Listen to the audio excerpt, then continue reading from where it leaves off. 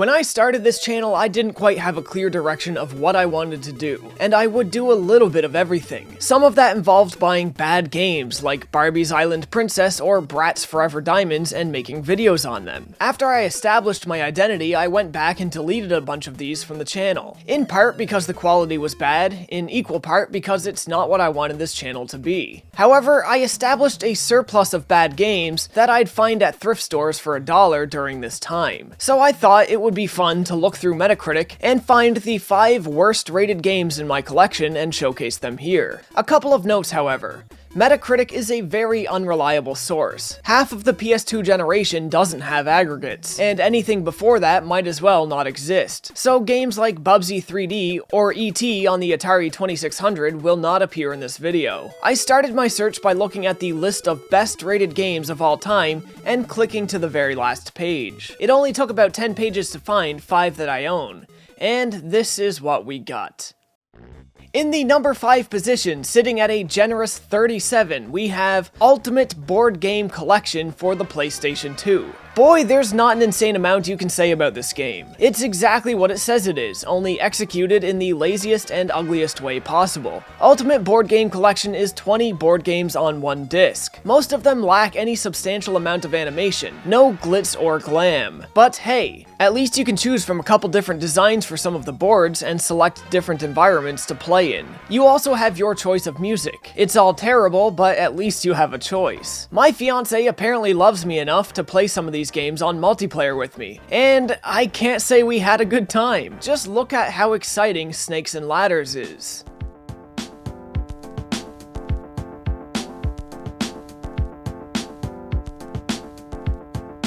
Are you confused as to why we're both pushing buttons on the same controller? Well, despite having a second controller plugged in, it seems like you have to share one controller by default. Given multiplayer is about the point of a game like this, that's a massive oversight. Or maybe I just missed something. The game also likes to randomly tell you that controllers are disconnected when they're not.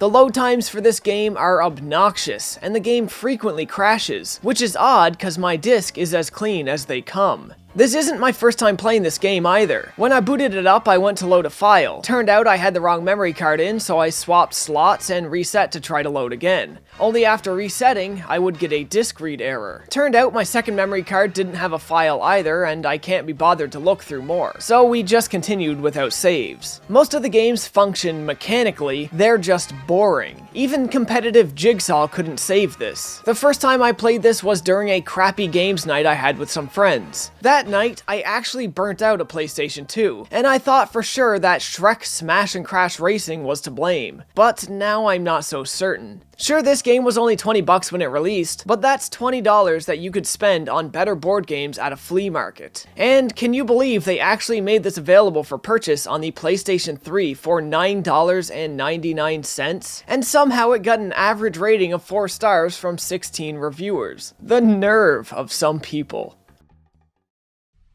In the number 4 position, sitting at a beautiful 36, we have Alekhines Gun on PlayStation 4. A game I actually reviewed once and surprise surprise, deleted the review later. I should be embarrassed to say this, but I was actually a bit excited for this game and even pre-ordered it. Look, here's the pre-order bonus. A little wooden chess piece with a code on it. That code could be registered on a website to enter you in a competition to win a chess set worth a whopping $12. So what are the folks on Metacritic saying about this to drag its rating down so far? Well, I think Hardcore Gamer put it best in remarking, Alekhines Gun is a title where the ambition of design outmatches the execution with gusto. When I first played Alekhines Gun, the ideas, the ambition, and love really felt like they were there. Alekhines Gun is a successor to the Death to Spies series that spent a long time in development hell. And what came out of that development hell was a wannabe gritty Cold War stealth game, more or less aping off the success of Hitman. The graphics are laughable most of the time, with horribly up-res textures all over the place. Our MC is as bland as they come, save for his dead and lifeless eyes. The controls are clunky. Enemy AI is absolutely unreasonable, where they're both simultaneously too dumb and too smart to bother with. There's no checkpoints, and saving and loading your game is a process that is as clunky as the gameplay itself, where menus take forever to load and button inputs are horribly delayed. This is made even worse by the game's penchant to corrupt save files, something I dealt with a lot when I first played the game. To add further insult to injury is the frequency of crashes. In the 3 hours I spent capping new footage for this game, I've had the game crash 3 times. When I originally played this game around its release, I stopped because of the times it made my PS4 hard crash and start making noises that I was sure meant the PS4 was soon to die. Upon putting in the disc again now and reinstalling the game, I've come to find that not a single update has been issued since launch. Alekhines Gun has brief moments of great ideas, and it's very intriguing in the freedom it gives you to carry out your missions in creative ways. But sadly it trips over itself every step of the way, and not a single bit of this ends up feeling worth its frustrations. Part of me likes what this game wants to be and can appreciate it, but this game isn't what it wants to be. It is an unfortunate absolute failure, and remarkably felt even worse returning to it now than it did at launch.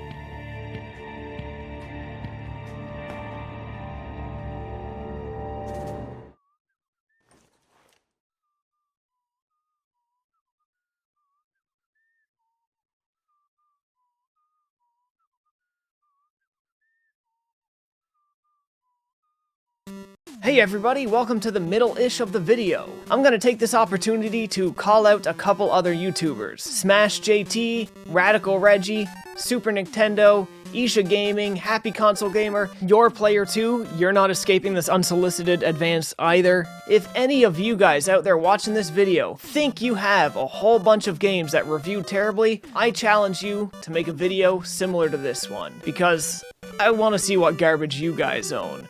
I can't be the only one who owns some, right? Also, while we're here, like, comment, subscribe, and follow me on Twitter. Technically tied for 4th, but I'm placing in 3rd, we have Tokyo Tattoo Girls on the PlayStation Vita, sitting at another beautiful 36. This game, like Alekhines Gun, I also pre-ordered. But I didn't just pre-order this one, I bought the Collector's Edition. I was intrigued by this one simply based on the trailers. And by intrigued, I mean the trailer's done nothing to tell me what the game is, so I decided to find out the hard way. Gaming Age, I believe, summed up this game the best when they wrote, "Tokyo Tattoo Girls stretches the definition of what a game is, and not in a good way." This was definitely the biggest problem with the game, yet I myself hesitate to call this outright bad. Sure, it has some really glaring faults like button delay and crappy audio and visuals, but this is a game designed for an incredibly niche market of people. People who enjoyed games like Nobunaga's Ambition, but maybe wanted something more casual. And boy, is it ever casual. In my opinion, this should have been a cell phone game. Half of it plays itself, like a semi-automated version of Risk. This map here is pretty much the whole game, and if it looks cheap, lazy, and uninteresting to you, you wouldn't be wrong to feel so. The volume of the game that's automated has led many to the conclusion that this is hardly a game at all, but I would reject that notion. Tokyo Tattoo Girls mechanically is exactly what it's meant to be, and it's entirely serviceable for what it is, but it is designed with such a small audience of people in mind that the masses will reject it and not want to play it, myself included. This game is not for me. But that doesn't exactly make it bad. Other things make it bad. And if you want to hear more, check out my full review of this game in the description below. But I do feel a lot of the criticisms levied against it are maybe a tad unwarranted. You just gotta understand the audience this was made for a little better. Sure, it's a bad game, it's just not this bad. At number 2, with a very deserved 23, we have Charlie's Angels for the Nintendo GameCube. Again, this is a game I've played before. In fact, I've played every game on this list before. And yes, it's awful. God awful. Not much needs to be said beyond Game Informer's statement. This game is nothing short of an embarrassment. From the second I booted the game up, I was running into issues. First off, the audio is trash and it's immediately noticeable. The demo video that plays on the title screen is in mono for Christ's sake.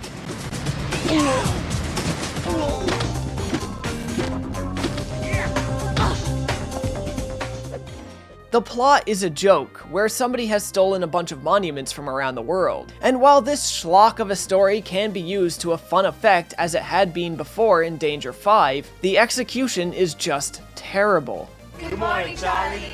Every bit of recorded dialogue sounds like crap, and hardly manages to make it out of the GameCube and into my TV speakers. Not that that matters too much when the writing of the dialogue is laced with some of the cringiest lingo I've ever heard. The characters look awkward, but at least in cutscenes, the face scans are good enough that I can tell who they're supposed to be. Sadly, I can't give that much credit to the actual in-game models. The posing of the characters is atrocious, and half the time it looks like they have skeletons never before seen in Homo sapiens. And you guys know I have no problem with sexualization in games, but here, I don't know if this is just supposed to be a display of her fun, outgoing personality, but it kinda makes me feel a bit gross. Especially when it feels like this game is made for children. The combat is basic and stiff, and at the worst of times, unfunctional. Alright, hold up a minute. This is Future Tarks checking in, and I'm just gonna go back a second here and double check what I just said. The combat is basic and stiff, and at the worst of times, unfunctional. Unfunctional. Okay, dysfunctional. You moron. Dysfunctional. Let's move on. Half the times, buttons don't actually register, and things like jump kicks are incredibly hard to pull off and use. What's even harder to use though is this jump punch. I've never once managed to do anything with this, and I've gotta love how it sometimes looks like the girls are on some heavy drugs. And boy howdy do they not know how to end a mission. It's always so sudden and jarring.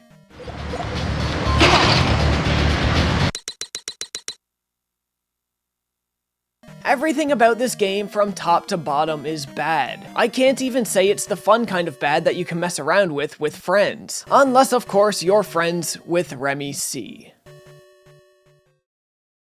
And the worst game in my collection according to Metacritic isn't only a bad game, but the second worst rated game in their system, being beaten out only by big rigs. With a shocking 11, we have Family Party 30 Great Games Obstacle Arcade for the Wii U. A game that I found for $4.49 in a bargain bin at a grocery store. Yes, this game is bad, but I'd probably honestly play it over Charlie's Angels. But what makes this game so bad that it only earns an 11? Well, let's start with the good things. It has 30 games on it, like the title says, but they're not great. There's just 30 of them. It lets you save a character profile. See, there's my character from the last time I played, and there's my fiance's. That's something, I guess. The sheer unavoidable fact of the matter is that every game here sucks. The controls are awful and hardly feel like they work, and most games are luck-based. Add into this the fact that it's a Wii U game that requires Wii controllers to play at all, and you have something that's completely useless for Wii U owners who never owned a Wii. People who never owned a Wii, likely because developers on that system abused crappy control schemes like waggle controls, something this game does far too frequently. Between every round of minigames, you'll find yourself having to put down controllers to pick up a different controller for the next game, or attaching and detaching the nunchuck, making the whole thing a chore to keep pushing through. Next up, this game.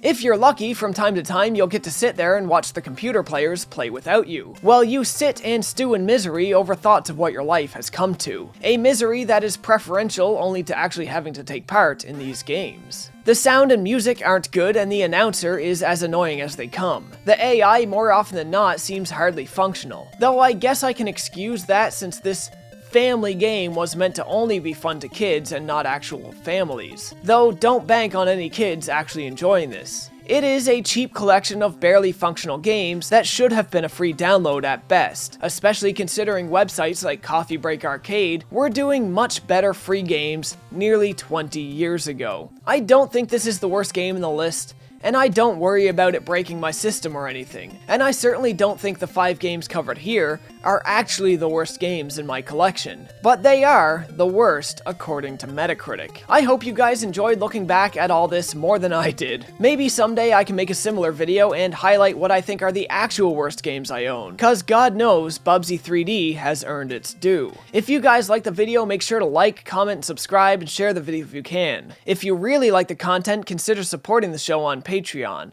And as always, folks, thanks for watching.